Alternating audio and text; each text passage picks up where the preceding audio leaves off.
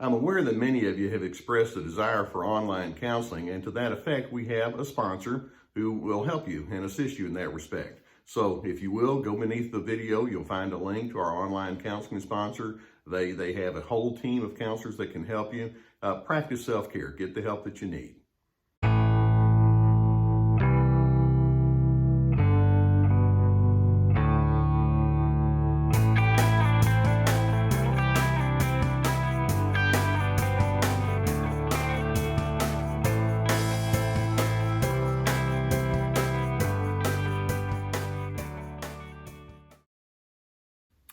I'd like to begin with a self-reflective kind of question, and that is, in what ways have you been broken?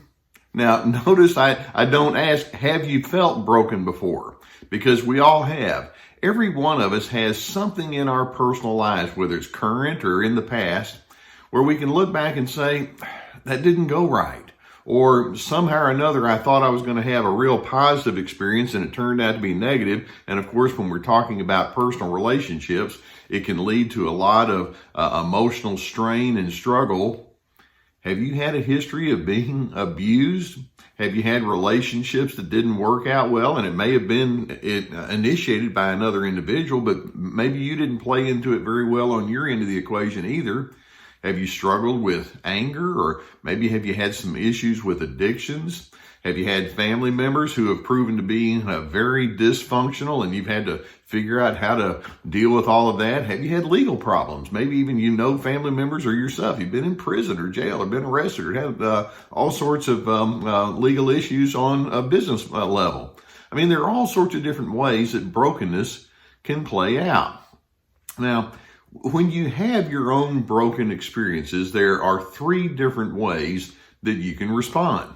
One, you can stay stuck in your brokenness. I've actually had people that'll say, well, I don't think counseling works. Your profession doesn't have a whole lot to offer. And what they're saying is, I don't think counseling would work for me. Some individuals remain so fixated in the things that have happened in their lives that have been negative, that those negatives become the defining feature about who they are. They remain stuck and they just figure out, well, this is my lot in life and I can't get out from under it. That's an option. A second option is you can turn your brokenness against other individuals.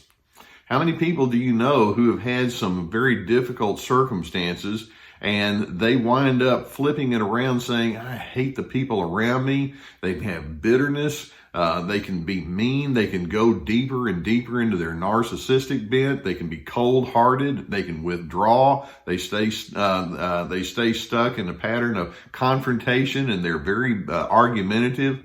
Those are broken people who have taken their brokenness and they've said, yeah, the world is a bad place, and I'm going to make sure that you people pay for all the bad that you create.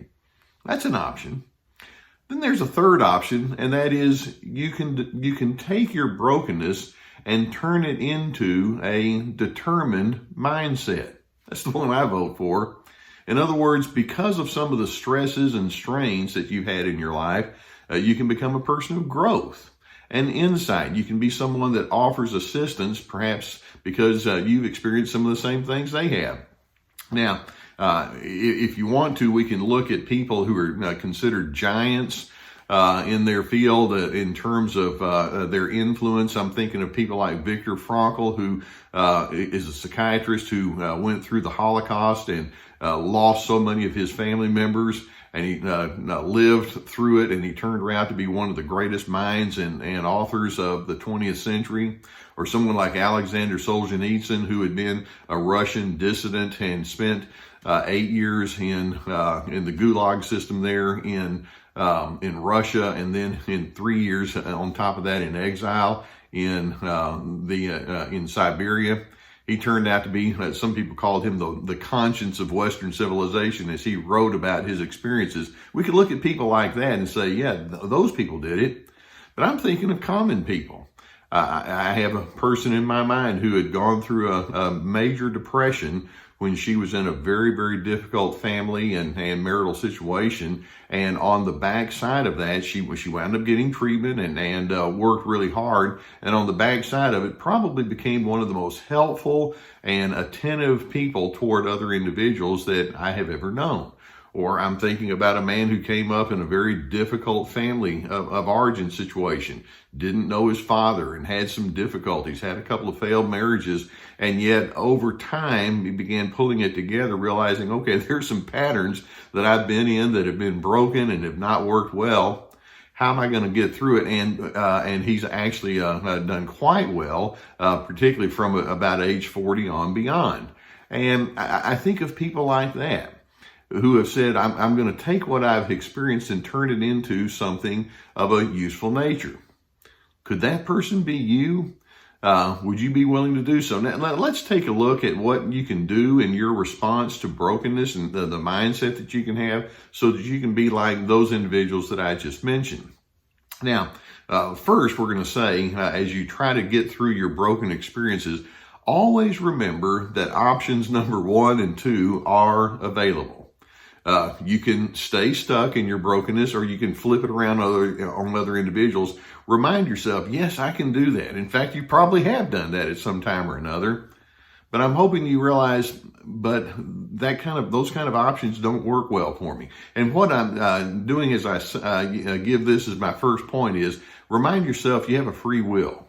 And no matter what happens to you, you have a free will as to what you're going to do with it. You can tell more about a person's character, not by the experiences they've been through, but by the way they respond to their experiences. And I'm hoping you can decide, I'm going to respond to my experiences in a clean way. That's what I do. That's how I define myself. Can you think that way? Or a second thought. Let's also recognize that there's a difference between having a broken spirit and a broken will. You know, your spirit, that involves your emotions and your mindset and your attitudes, can sometimes feel deflated and knocked down and all of that. But your will is the ability to think things through. It's the ability to reason why the things have happened in the ways that they have and what your options are. Your spirit can sometimes be broken, and it's okay to say, I've had struggles with my emotions, and I continue to have struggles with my emotions. And yet, you can also say, but that's not the final story. Then we can say that a third thought, as you examine your brokenness, you're going to be less inclined towards being a braggart and more inclined towards being a humble person.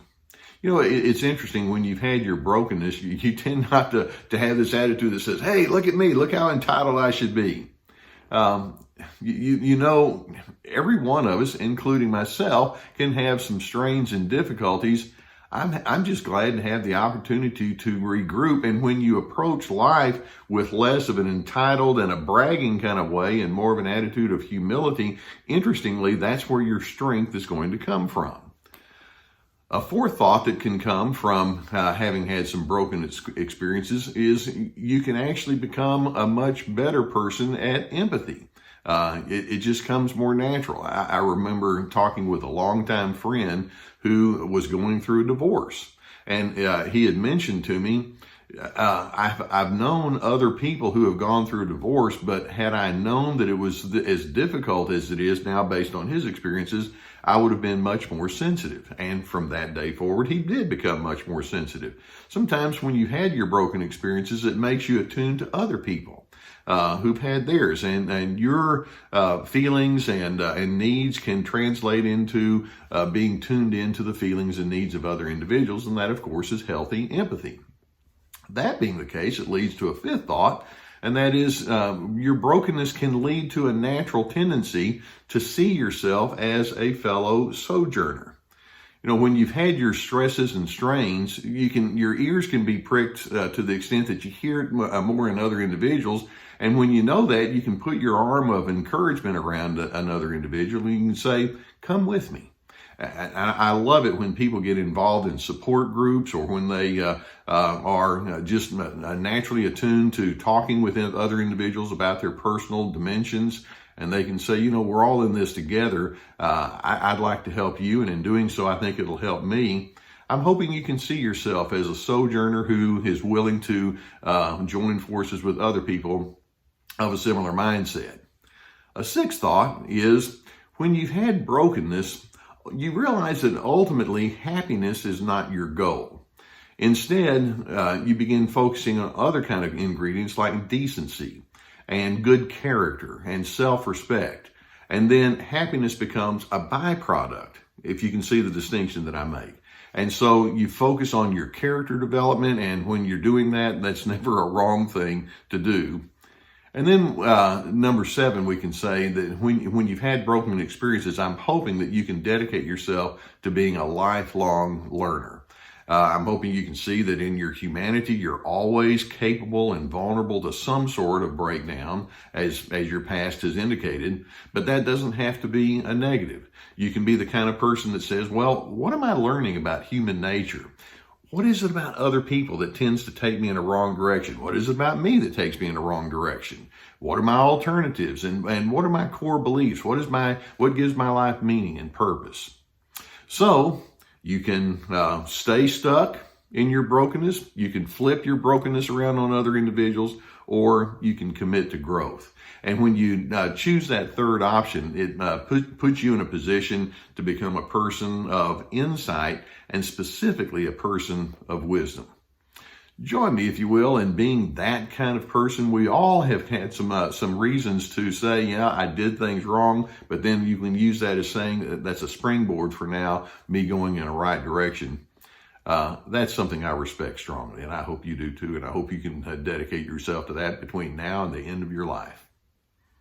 I hope that videos such as this give you some good things to think about. If you've not already done so, I'd invite you to subscribe to the Dr. Les Carter channel. We already have the Surviving Narcissism channel. Hope you got both of them on your list there.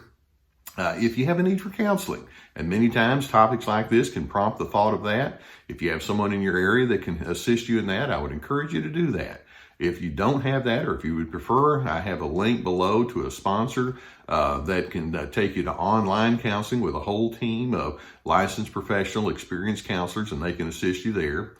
In addition, we have my webinars and workshops and courses. There are links below that will take you to those, specifically free to be, and then others that are on their way. We have one called This Is Me, about establishing boundaries. That's on its way out. Also, we have my books and other resources down below. I know it's no fun to think of yourself as having broken experiences, but I do know that you can find a great deal of resurgence when you say, I'm dedicated to taking whatever has happened in my life and using it as a springboard for growth. And when that happens, we have a word for that. It's called maturity. And I hope that you can lean into that all the way. And in doing so, you can be a difference maker, and you can ultimately be a person of peace.